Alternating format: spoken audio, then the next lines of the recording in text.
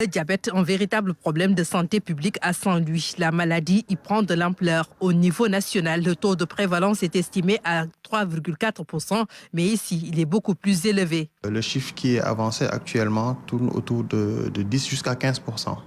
Donc, il y a actuellement un projet qui est en train d'être mis en œuvre et dont l'objectif aussi est d'améliorer la prise en charge de ces diabétiques dans le département de Saint-Louis.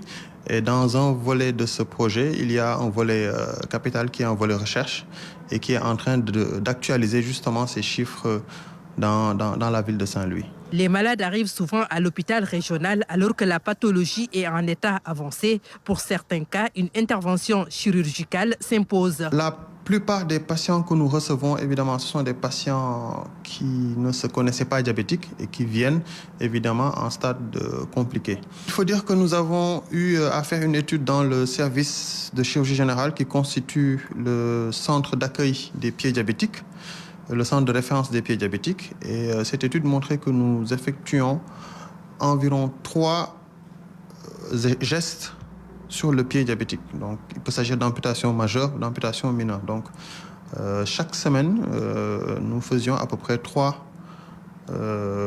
amputations en moyenne.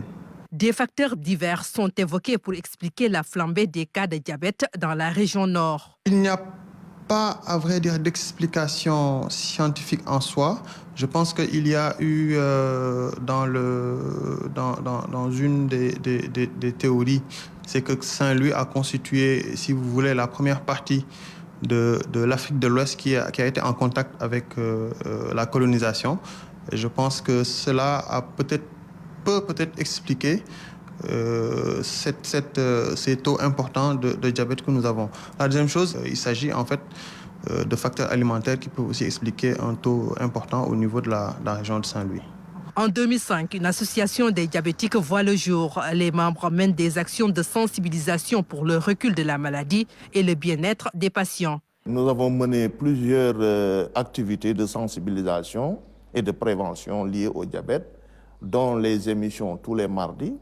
Des campagnes de dépistage ont été menées presque dans toutes les localités, de sensibilisation également, pour relever le niveau de connaissance des personnes avec le diabète.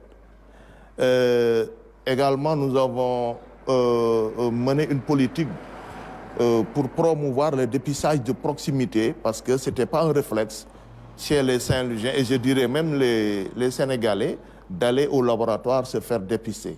Donc l'association a mené ses activités avec d'autres partenaires, parce que j'ai parlé de la RTS. Il y a HI, Handicap International, qui a répondu à notre appel et qui a formé ici 90 personnels médicaux.